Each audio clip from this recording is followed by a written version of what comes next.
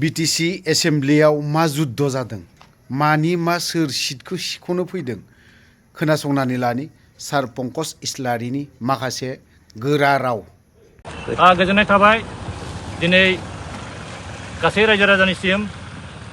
दिनैहाय जों खोनानो मोनगासिनो दं बा रायजो राजा नोंथांमोनहा मिथिगासिनो दं जे बिटिसि एसेम्ब्लियाव स्टेट एसेम्ब्लि बाजेट सेसनखौ फैगौ फेब्रुवारिनि 17 तारिखनिफ्राय जोंनि बे बिटिसि एसेम्ब्लियाव हलावनो खालामगोन होननानै लाहार फाहार खालामगासिनो दं जों मिथिनो मोन्दों। आरो गोबां बावहाय थाखा फैसा खरस खालामनानै रुम बानायगासिनो दं। 126टा सिट बानायगासिनो दं एमएलएफोरनि।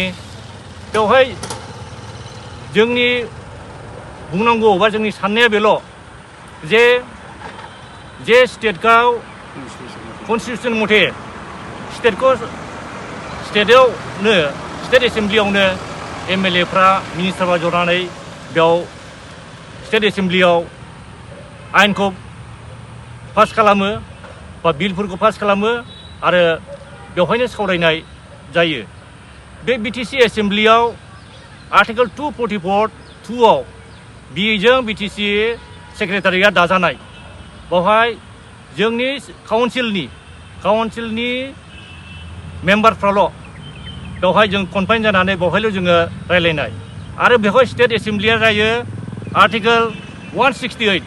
बे आर्टिकेल 168आ खुनु गावसिनि एसेम्ब्लियावल' खालामनानै बे सावरायनायखौ बा बे बाजेट सेसन बा बे गासिबो एसेम्ब्लिनि सेसनखौ लाबाय थानो हायो। नाथाय बियो जोंनि काउन्सिलाव बिस्रा खुनु अधिकार गैया।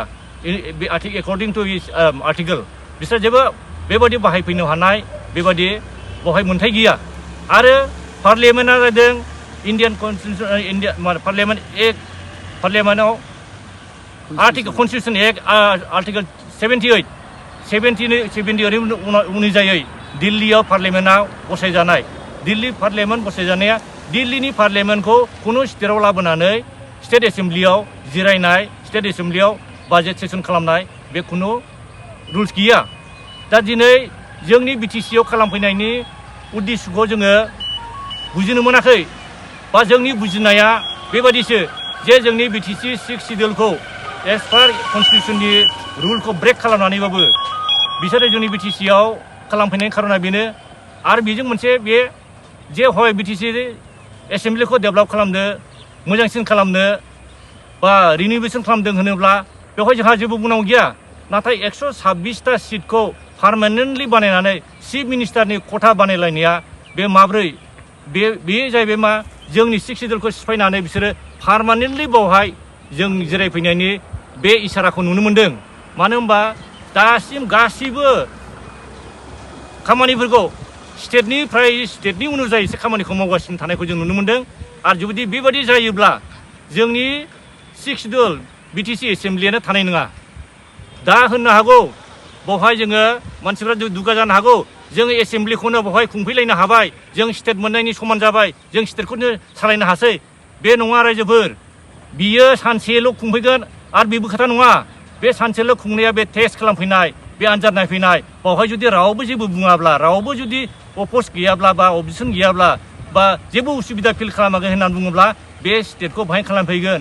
मानसिफ्रा कम्पेयार खालामदों नंगौ गुबुन स्टेट बा गोदो दंमोन बे सामार केपिटेल उइन्टार केपिटेल बेखौ बुथलायनाय।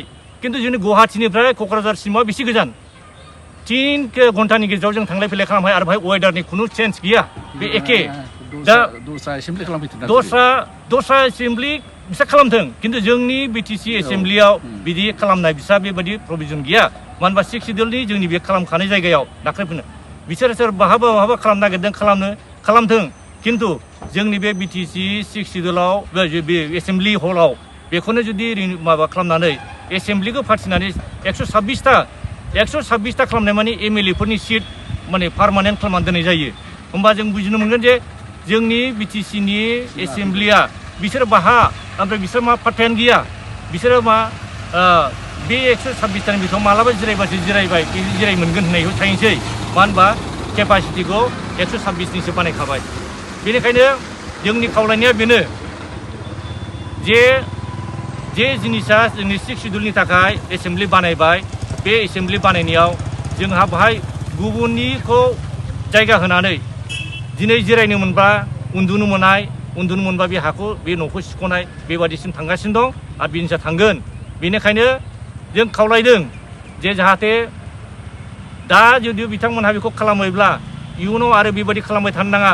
जों मिन्थिगौ बे जोंनि अबजेक्सन होनायाबो दा खाथिया जानो हागौ ना, मानो होनबा जोंनिया बेवहाय खुनु पजिसननि खोथा गैला, एखेखा।